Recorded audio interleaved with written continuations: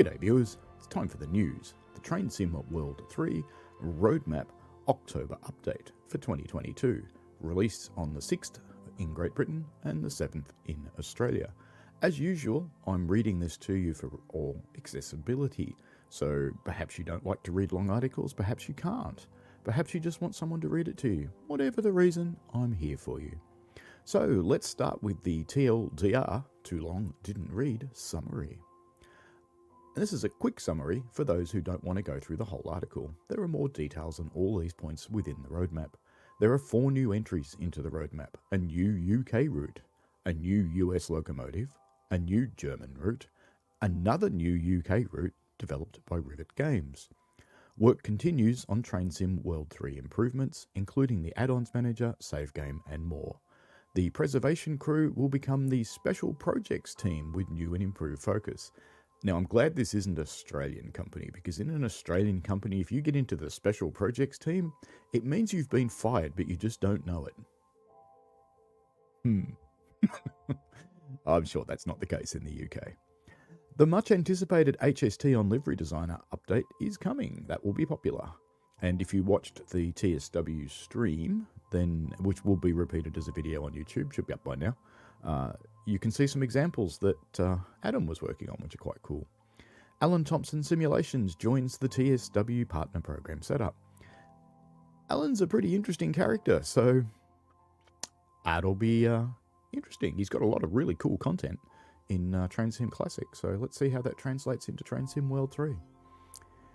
Alright, let's look at the new things. So Dovetail Games releases 3 GBB-R702. So that is Train Sim World 3, Britain, Electric, it's a route, and it's 2011 plus.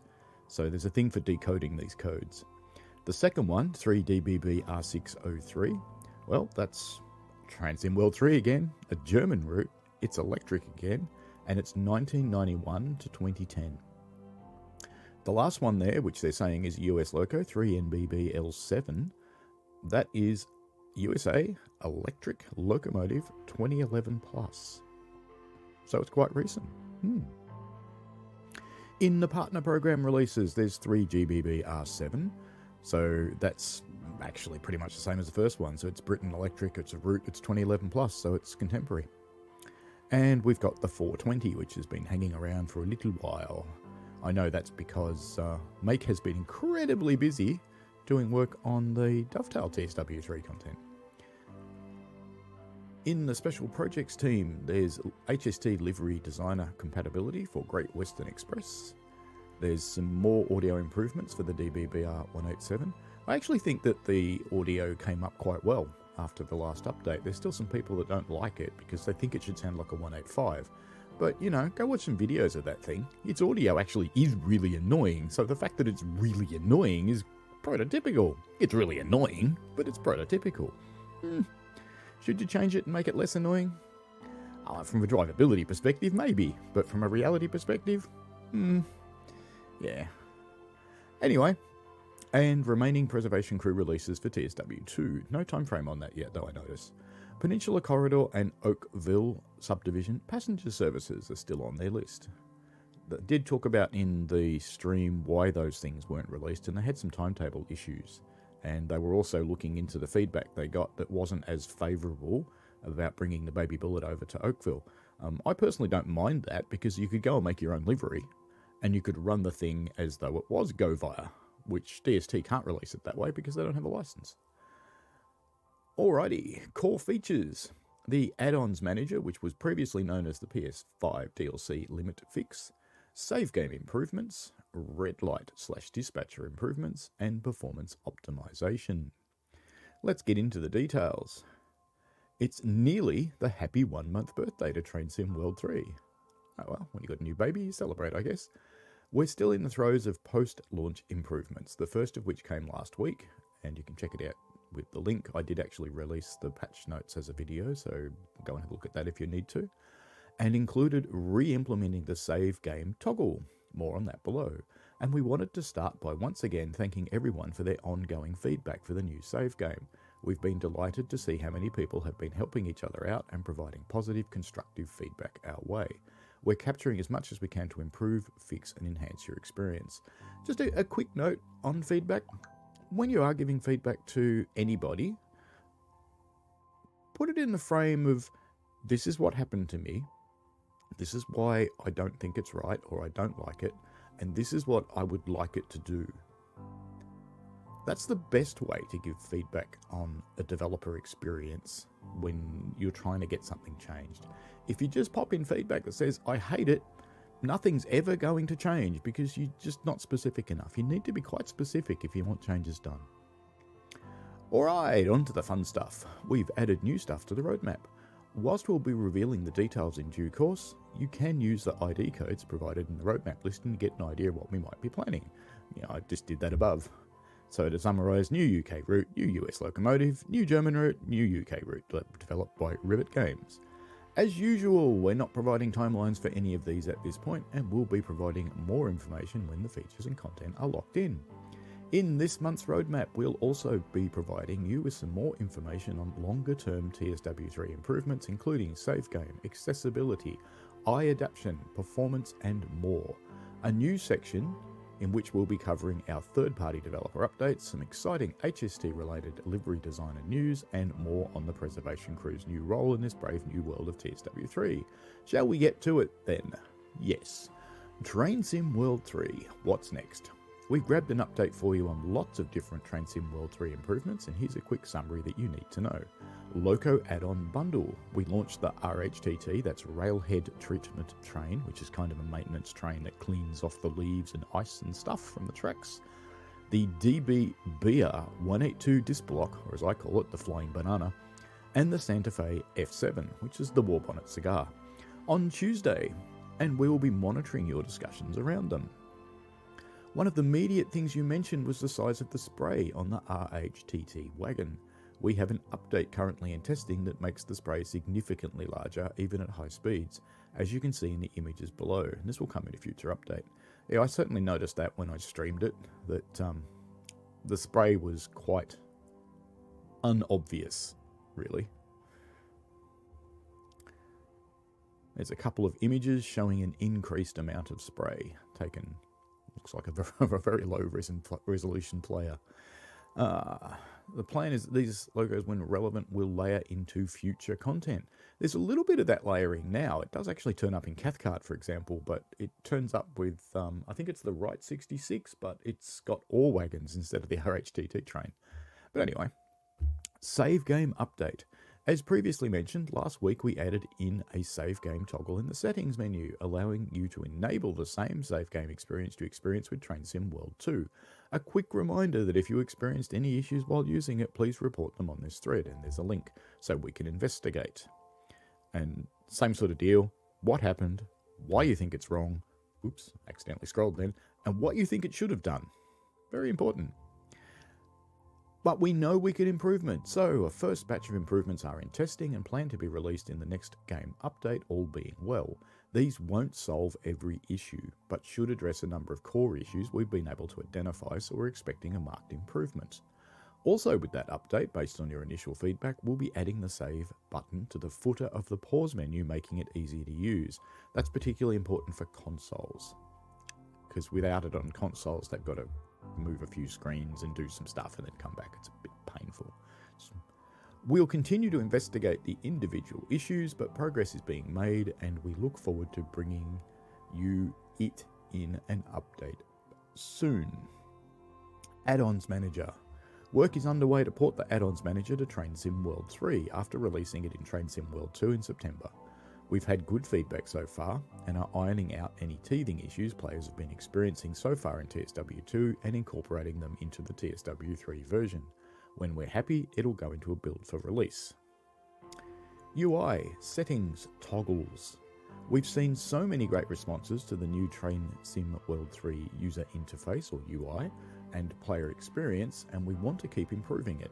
As well as the save game toggle and mouse sensitivity sliders, the latter of which we can confirm will be operational with the next game update, we've also added in a toggle for removing tutorials in quick play based on your feedback, which means if you go to the quick play a train less than 30 minutes, you can set the game so that you won't see a tutorial session.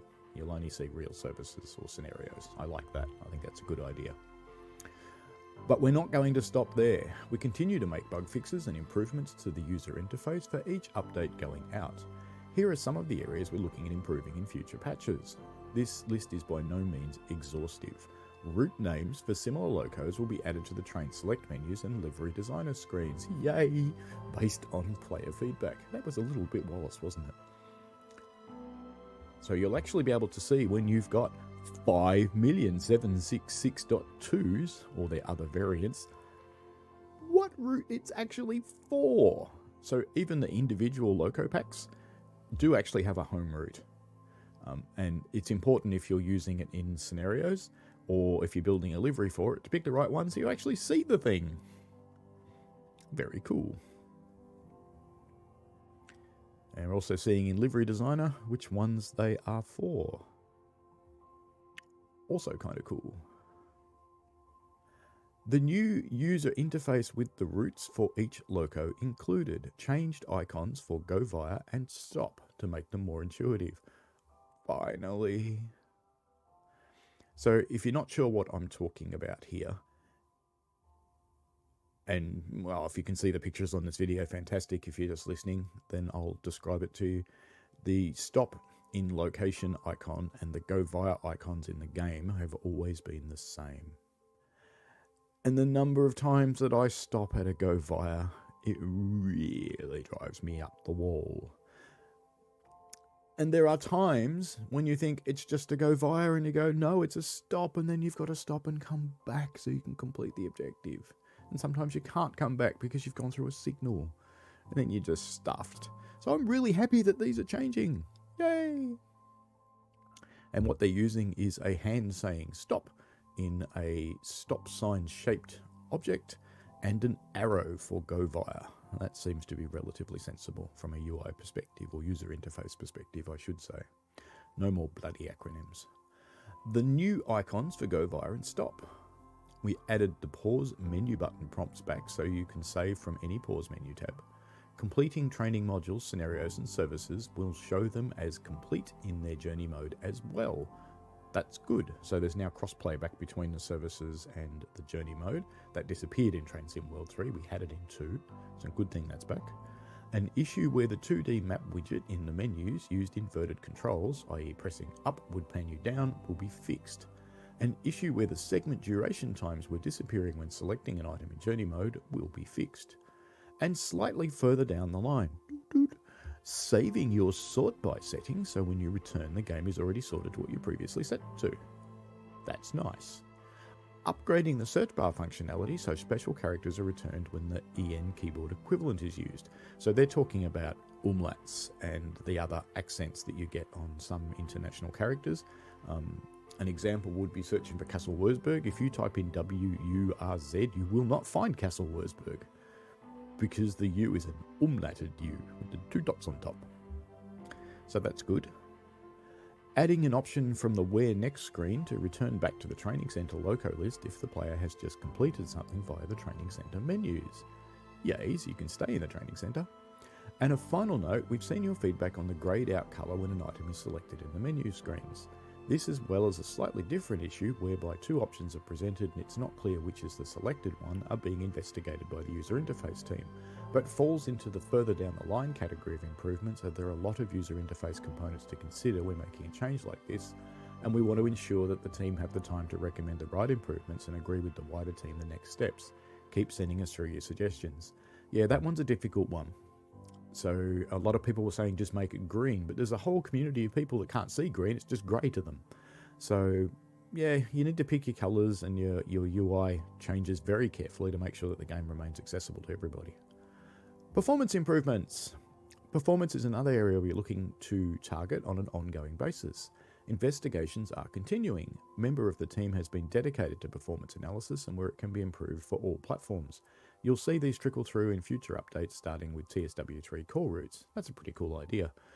I've seen quite a lot of people saying that it runs really fantastically on the Xbox, but I see other people say it runs like complete rubbish. So it's interesting. A lot of self-impression comes into it. For me, the game runs pretty well, but I run on a pretty beefy PC, so not that surprised. Now, as part of our new testing process, we are now in a position to bring in auto testing, which, among a whole host of other benefits, should allow us to identify at a basic level where performance may drop in a route for any platform, internally allowing us to identify potential issues well ahead of releases. We'll speak about auto testing within the stream tonight, and they did, but it's an exciting development that we'll be looking to use as part of our QA and development process in the future. So just to expand on that a little based on what we heard in the stream, essentially it runs through the route, and I think they said they've got 8 routes with it set up at the moment. So every night as part of the build process, it automatically tests the route. The next morning when they come in, they've got a log with areas to look at, areas where it might have been slow or there were problems. So that's a good thing to do. A lot of business organizations use automatic testing. I know we do in ours, and it really does help because it gives you an understanding that any change you've made doesn't cause an unexpected regression somewhere else. And that's what it gives you, because if it gets all the way through an auto test, you know all of the other things still work, basically, or at least as much as they're tested. As a reminder, we also expect Addons Manager to offer a slight memory usage improvement, reducing the chance of out-of-memory errors when released on all platforms. That's cool. Shadows and draw distance. One of the major pieces of feedback we've had from our players since early access are around shadows and draw distance. I've certainly given plenty. First up, it's important to note that performance and these features are inextricably linked, so an improvement to one will likely compromise the other. We feel like the balance at the moment is good, but there will always be opportunities to improve and tweak as performance improves. We're currently investigating in the shorter term trees from a distance not having shadowing, but the bigger ambitions in this space would be around customization of draw distance and the shadows on the rails. It should be mentioned that at present no active work is happening on the latter two, and these are yet to be investigated. So what they talked about on stream with the trees was that the graphic object for the tree would have a shadow included in the graphic object, so it won't hurt performance, but it'll look better. It'll look slightly more three-dimensional when they're in the distance. I think that's a good compromise. I'll wait to see what it looks like. It could be interesting.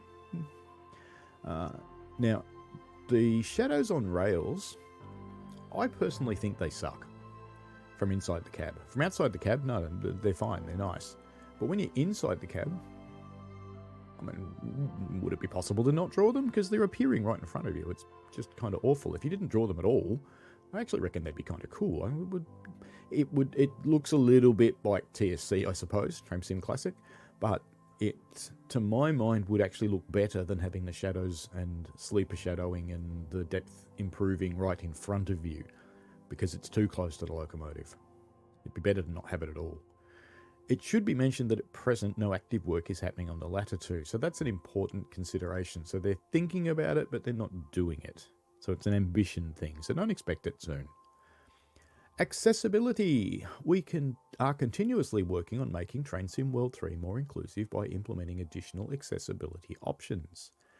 If you would like to request an accessibility option or particularly struggle with any features of the UI, menu screens, and inputs and outputs, then please let us know, and there's a link in the article.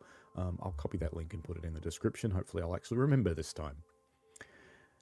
What they want, if you're responding on that, is not things like get rid of the HUD to make it more extensible and realistic. What they want is things like, when I'm trying to use this locomotive, this control isn't mapped to a keyboard key, so I have to use the mouse. I don't have the motor control to use a mouse. Now, I feel that one. I actually use a trackball. I find mice really difficult. And the trackball is okay, but it does have some issues in the game. Some of you have seen me with that on stream when you go, well, that's weird what he's doing. It's usually why. It's because I'm using a trackball. So, yeah, accessibility features are really important. We all get, as we get older, I've got glasses. That's a relatively recent addition to my life. And, yeah, it's not nice. But it does change gaming, because it means on the bigger monitor, the edges of it are actually blurry for me now. Anyway, ongoing, we're exploring the option to customize the eye adaptation feature for those who are light sensitive, and this is planned after the investigation we're undergoing on game performance. This would likely take the form of mediating the brightest brights and darkest darks, and possibly the speed of the transition. What they're talking about there is if you look at Castle Wurzburg, for example, you're repeatedly coming in and out of tunnels and it goes bright, dark, bright, dark, bright, dark, bright, dark. That can really bother some people, and it can give people migraines. So For some people, yeah, that would actually drive them out of that route and they wouldn't be able to play it. So being able to tone it down and maybe have less contrast, that would help those people. Personally, I wouldn't like to implement that into the mainstream. That needs to be an option because I kind of like the way it works, for example. Achievements. We are investigating the impact of profile transfer on achievements within Train Sim World 3. It is, however, intended that distance travelled achievements will automatically complete upon transfer, whilst completion of tutorials and journeys would not. A general workaround is that you can complete any non-unlocked achievements that are showing as complete on a new profile. As well as the Class 465 introduction achievement not unlocking fixed with last week's update, we are aware of 4 additional achievements from Train Sim World 2 which are either not completable or unlocking. The team are investigating. It is worth noting that with a fix, it is unlikely that we can backport existing progress, so it would require completion from when the fix has been implemented. As with everything mentioned prior, if you're experiencing issues, please let them know, and there's another thread link. Derailing buffer issue. A previous update to reports of Spirit of Steam derailments has seemingly caused some other issues within the game that we'd like to get to the bottom of and fix.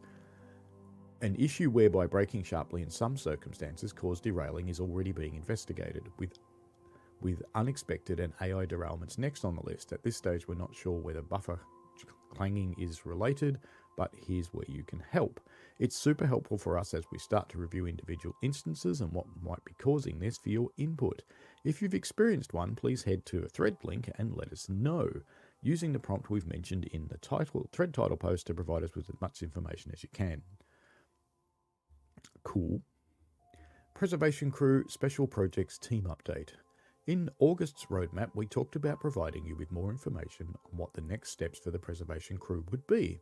Not only will they be changing their remit, but they've also got a swanky new name too. Here's an introduction to the Special Projects team. The Preservation Crew have provided some great content for you all over the past couple of years, with 45 major updates covering 36 add-ons, including the new TSW3 training centre, and we felt it was time to use their talents in a slightly different way. So rather than spending a large amount of time on a wider series of upgrades, new features and bug fixes, which necessarily means only a small number of routes can be covered over a longer period of time, the Special Projects team will be lasering in on bugs specifically. Their remit is now to go through existing content as fast as possible and get all those long-standing issues resolved. We know everyone's been enjoying the fantastic upgrades to routes the team have delivered in the past, but we feel it's more important to resolve the problems first. As well as this, they'll continue to work on developing the training centre and supporting our third-party partner program to ensure the quality and direction of content you see is to the level you expect. The name Special Projects fits this nicely, as the team is set up to support a diverse set of projects beyond the scope of regular add-ons such as Training Centre recently introduced to Train Sim World 3. Here's a quick rundown of the team. Adam L, Senior Producer, Gameplay and User Interface Design. Adam R, Environment Artist, Environment and Technical Art. Martin, Technical Designer, Systems and Audio Setup. Ryan, Assistant Partner Support and Gameplay Implementation. Vincent, Artist, Vehicle and Environment Art. And at a glance, here is what the team will be responsible for. Expansion of the training centre, adding new tutorials and developing the physical playable space. Maintenance of the back catalogue, jumping on improvements on release content quickly, and addressing longer-term issues on a route-by-route or loco-by-loco basis. Supporting our partner developers, there's more on that to come. Among some of the activities of the past month, we continue to work on resolving outstanding bugs with Peninsula Corridor and Oakville subdivision timetables, as well as other reported issues found since the release of Train Sim World 3. We're looking forward to the team's next evolution, and we hope it will provide a really tangible benefit for all players. Adding joined on the stream to talk about this. Livery Designer on HST, and this is for both TSW2 and TSW3. We know there's been a clamour to introduce Livery Designer compatibility to the Great Western Express HST. Well, we have good news. The Special Projects team have been working hard to enable Livery Designer support for the Class 43 high-speed train from Great Western Express.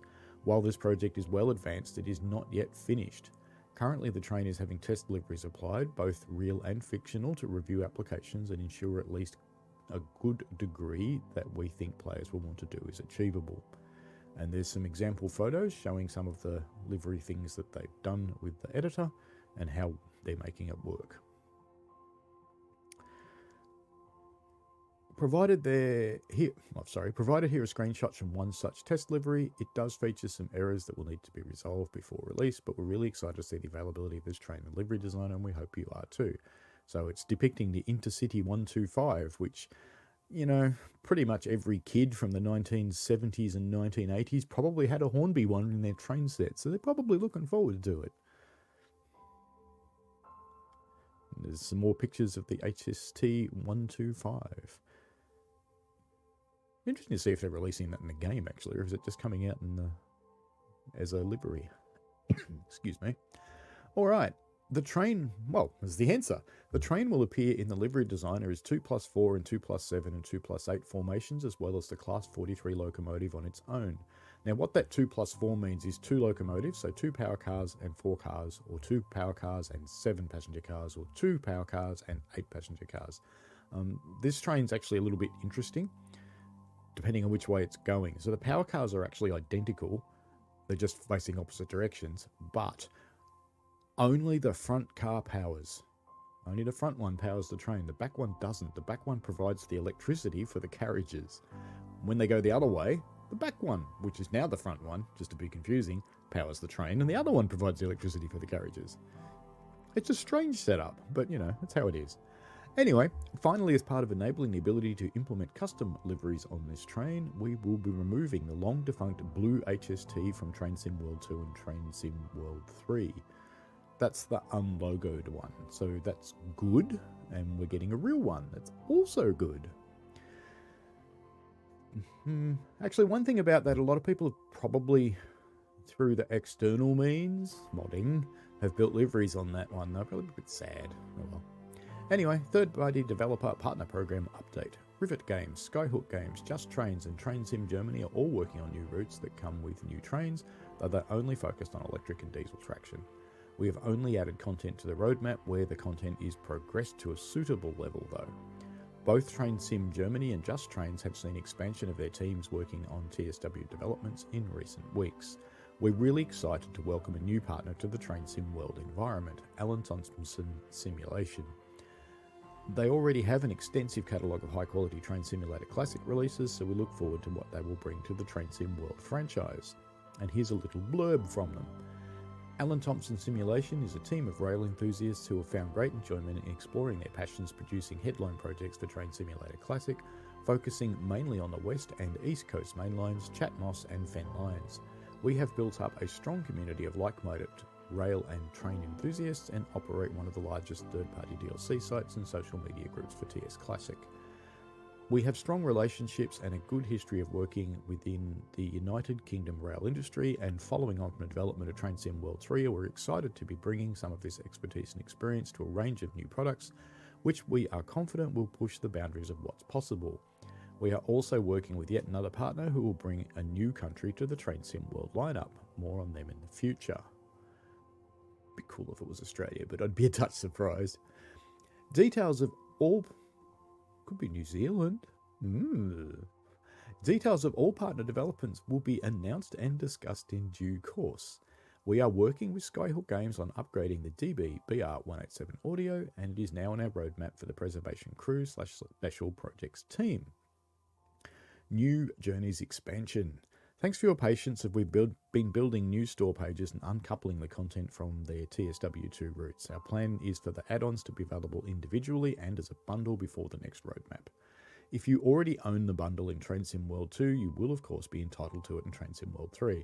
So if you're wondering what they're talking about, a thing came out called New Journeys expansion, which had some additional locos and some new scenarios and some new services on several of the routes, and it didn't come into Train Sim World 3 yet. Sounds like it's coming within the next month though, because the next roadmap will be in November. Train Sim World 2 content. We recently released the Addons Manager for Train Sim World 2 console players, and delivering the current list of Preservation Crew special projects improvements to Train Sim World 2 players is still something we're working on. When content is released, information about its contents will be available on our announcement forums. I can see why getting the preserved content out to TSW2 is a little bit problematic now they've got 3, because they've actually got 2 separate code bases. One for 2, one for 3. So it means all of the changes that they were working on in the lead up to 3 have to be backported to the 2 and then tested. big work. Just upgrade to 3, people. But anyway, I won't go there again. Upgrade to 3, people. It's not that hard. These are forthcoming add-ons that are being developed by Dovetail Games. Where details are still being finalised for a release, we are including the ID code for it when possible. These will give you an idea of what to expect. For Train Sim World 3, we've amended these product codes. To see what these ID codes mean, you can go to a post. It's on the forums. And it's explaining the same things I explained earlier, so we won't go there. Other releases. These are forthcoming add-ons developed by teams outside Dovetail Games. We've talked about those already. So it's the new UK route by Rivet Games, but they don't give us the details. And the 420 that's been hanging around from TSG. Just reinforcing, it's not Make's fault that this thing is taking so long. He's incredibly busy working on Train Sim World 3 stuff for Dovetail. So his own project languishes a little. Core features are larger projects. These may be significantly new pieces of functionality or changes that will affect players on one or several different platforms, often requiring more time in development. Often requiring more time in development, this list may move more slowly than others. I don't know why that's hard to say. TSW3 Addons Manager was previously known as the PS5 DLC limit fix. Save game improvements, red light, dispatcher improvements across multiple routes starting with rush hour routes and the Harlem line. Performance optimization. Miscellaneous, projects that players will notice but don't fall into the other categories. Rush hour passenger system for London commuter, and the Spirit of Steam manual fireman functionality. I'm training as a fireman currently. I'm kind of looking forward to manual firing, but I really hope it's not like what it is in TSC, because there's nothing like reality. Preservation Crew. Well, they got a new name now. Projects that are being tackled by the Preservation Crew. Many of these upgrades will simply be adding the latest game functionality to an older route. Well, I guess this is all not really true anymore, so I'm not even going to read it, to be honest with you. They have got a few things that they're doing. So for both 2 and 3, HST Livery Designer, we've talked about that. 2 and 3, DBBR 187 audio improvements, we've talked about that. There's a tiny update coming for Scottish Commuter, which is Cathcart. There's a small update coming for Hopstrack Hamburg Lübeck, including a timetable update. There's a medium update coming for Rhine-Ruhr Osten. There's a small 2022 Bakerloo timetable with 600 services. I kind of thought that was out. Maybe it's not. A small one for Long Island Railroad. A huge update for Miniature Corridor. Most of that came out, but some things didn't. And they're working on some stuff. And some of the level crossings were a bit balked. There's a huge update for Oakville Subdivision. Some of that's out, and we've played it, and I've built scenarios on it. Some of it's not. The tiny LGV Mediterranean update. Things that have been removed from the roadmap. This is either because they've been completed or their status having changed or the project having been suspended. TSW2 Addons Manager has been released. TSW3 Loco Add-on Bundle has been released. TSW3 Tiny Scottish Commuter has been released. So they haven't updated the other list. Hopstreg Hamburg Lübeck has been released. Rhine-Ruhr Osten released. Yeah, I thought so. So all these things are actually out. I thought they were. They just didn't update the other list. Anyway, that's cool. That's all of it. So if you've got any questions or thoughts, chuck them in the comments. Let's have a chat. Alrighty, if you find this helpful, give it a thumbs up, please. And if you're not already, chuck in a subscription. And if you don't want to miss out on any new content, click the little tinkly thing and you'll get notifications. Alrighty, see you later. Bye.